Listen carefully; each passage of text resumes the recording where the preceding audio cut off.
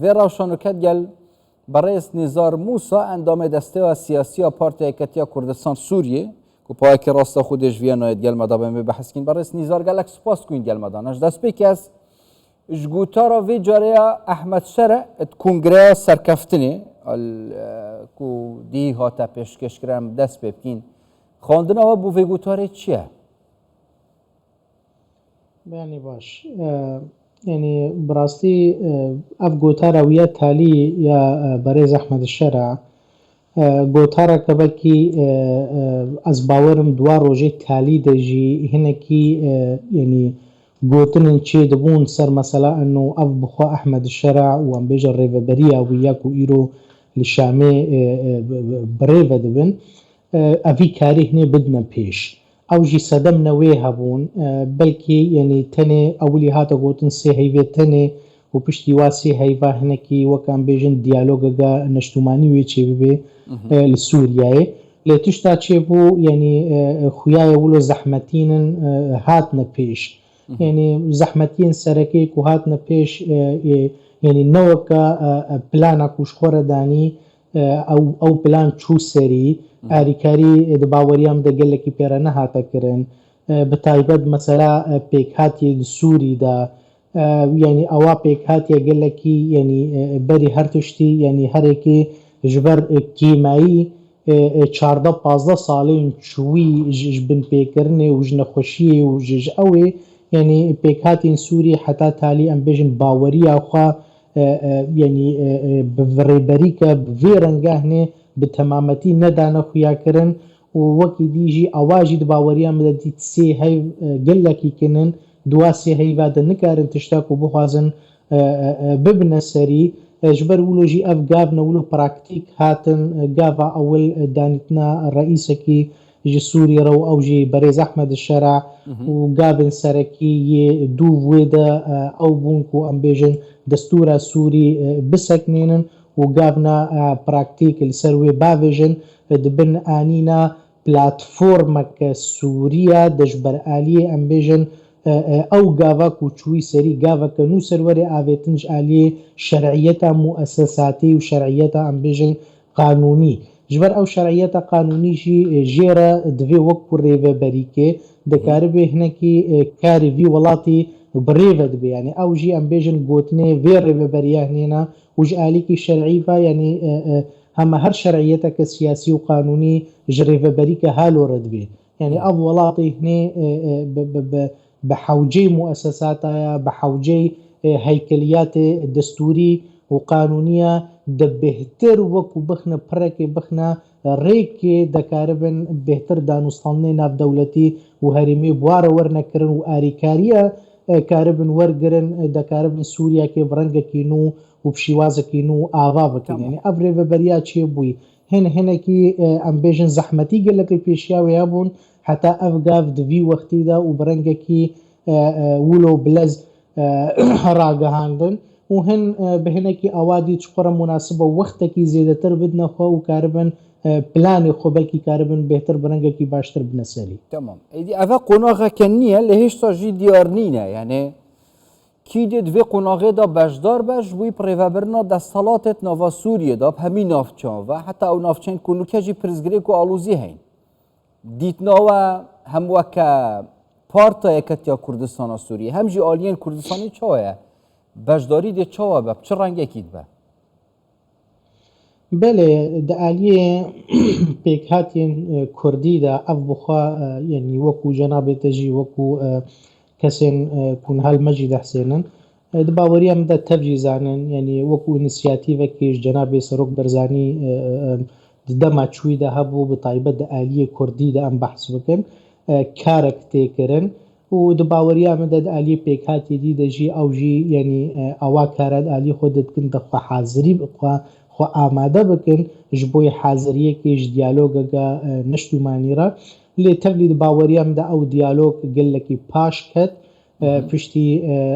افغاوین کو هاتنا راگاندن بره یعنی دو جار سه جارا بلکی هاتا شون خستن و جارا تالیجی بلکی او دیالوگ وقتی وی تالیا وی هی بو تالیا شواطی بو لی وکو کته زانین وکو ته خویا کرن پشتی واگاوی نه دباوریام دا اف دیالوگ و باش وری پاش خستن دا وقت کی بهتر بدنا خو بکن هم آنی زمان لی ام فگرن آلین پیک هات یا آلی پیک هاتین کردی سی سرکت سوری دا یعنی وکو امزانن کرد جی پیک هاتی دوامین سرکیت سوری دا و دو زاویجی دو ذکر نشتومانیه بلکې نوکو پیک هاتی دید تمامتی جیل سوریا و اف انسیاتیفا وکن همه بحثی کریجی بوسایت جناب سروک کارن تینا کرن او کارن جی کارن پراکتیکن سر عرده و دروجی نزیگ ده باوریام ده هر دو آلین سرکا و رومشتنی خواه بریو ببن سر دو تشتی سرکا یک آواکرنا نرینکا هافبش یا سیاسی وەکو ji bo nûneratiya pêkhatiyên Kurdî û ya dî jî avakirina em bêjin delegasyoneka Kurdî bi yek nav û bi yek reng karibin wextê hate xwestin bo vê diyalogê berê xwe bidine Şamê û kar ser mesela rewşa Kurdî werê kirin ev kar ketiya rewşa xwe ya praktîk de û di baweriya min de rojê nêzik wê karekê praktîk ser werê kirin و دو وقت کو هاتی دانی دا مالا کردی جی خواه یک ریز بکه و نرینه که ویا سیاسی جال ویری برس نزار یعنی اگر رخصت بد دوی قوناغا و گویز دا اگر هم برف شامه و بچن دی بجداری قوناغا و گویز بن یانجی دی میرد حتی پشتی قوناغا و گویز و انجام دانه هل بجارتنا نه توشتا گرنگ او دا آواکرنا ولات سوری دا گاونا پرنسیب و سرکه هنا او گاوین پرنسیبی یعنی و برنگکی وری کرن بری هر تشتی و دیالوگ که نشتومانی وری دار خستن بری دیالوگ نشتومانی جی دیالوگاسیونه هر پیک هاتی کی و بویر بری را رونن و خوستک خوا بیجن نرین خوا و گفتگو بکن بهدور سر ماسکه فدباوریا مدا یعنی دوی مرحله هنیدا او دلیگاسیونا کردی و چه ببه و دانستانی و بشامه را ورنل دار خستن و بطایبت جی وقتی او دلیگاسیونا او ام بیجن دیالوگا نشتومانی و هذا دار خستن دم آورده نونرن پیک هاتین کردی او جیویت دا باشدار بن سر مثلا کردی بطایبت سر مثلا دورین کو ایرو پرانیا کردات ده هایا بچرنگی به طبیعت او بچرنگی به او جی حموی وره دانستان باوریام دا و دقولی به بدا آلیا به و بسر بزیده میکانیزم که و کار سر وره کرن هم بیشن دا آلی کردی پیکاتی کردی نونراتیا و هبه دو جانب سیاسی و دیپلماسی و هن اداری دجی و یا دویجی سر مافی ملت خوا پیکاتی خوا وکو پیکاتی کی سرکا د سوری دا ام بیشن مافی خوا بچسبین تمام نوکا دی سروکی قناغا و گوهیز احمد شرعت نوا سوریه دا و دا صلاة نوی و که دا صلاة سروک کماره بره یه سوریه نه لدستور نینه بره دستور جی هبو نوکا دستور جی نینه کی دید قناغا و گوهیز دال سر دا صلاة احمد شرعت دا با و هین چه پیش بینید کن اف قناغا و گوهیز دی چند وکشه چی یاساک دی کنترول اکیش بوی و قناغا و گوهیز دانش بوی که دریج نبه بله شخوا مثلا یعنی گرنگیا وی دورده ناس کرن یعنی اف گاوی هنی هات نکرن جبر مثلا وی قوناغا هنی اوا تبحث کری کوری دریش کرن یا دو جانب قانونی دا بری هر تشتی یعنی دستورک امبیشن یعنی ناوروکا دستورک دسپیکی دویج وی ولاتی هنی را دسر وی ناوروکی اف ولاتی هنی بریو وری کرن یا سیا هنکی افری و بریا بریز احمد الشارع بوی آلی ده چی یعنی بوی آلی ده خود درست دکی دکاره به هنکی وکن نیف شرعیت که سیاسی بده خواه و هنکی وکو کو او دبیجن او نری نوایا کاربن وی ولات هنی برنگه کی بریو ببن گور پیوستین سرکه یا سید باوریا من ده او شرعیتا وی نب تمامتی وک شرعیتا سروک کی هاتبه هل بجارتن یعنی افجی دوی افزلال به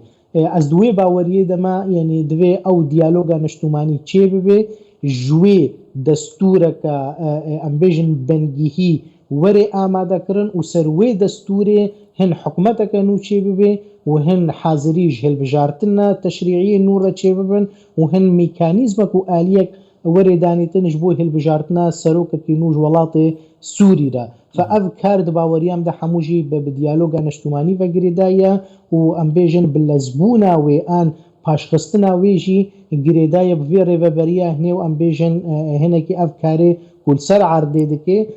ya dî jî ya giring em bên ziman tişta ku pê ve bêhtir girêdaye hinekî rewşa siyasiya dewrdoriya hinekî hêzên eskeriyê li seranserî Sûriyê ku heta wekin han nikarîbûn belkî bi rengekî wa bixne yek dest ya sê pêkhatiya weke me anî ziman di canibê siyasî de pêkhatiya heta wekin ha hemû hinekî baweriya xwe ya timametî nedaye vê rêveberiya hinê û danûstandin li ser vî alî çêdibin ya çarê turseke heye ji aliyê em bêjin yanî hinekî wekû we hemû ka jî dît li ser ragihandinê pêkhatiya Elewî di Sûrî de gelek qarebalixî li aliyê wa çêdibe û ew jî heta wekin ha baş gelekî nezelala em bêjin rengek ji rengê raxeya rengek ji rengê em bêjin tûlhildanê ev jî yanî hinekî ev hemû bersiv ne giringin divê yanî pirs ne giringin divê bersiv ji we re hebin heta em karibin ew ê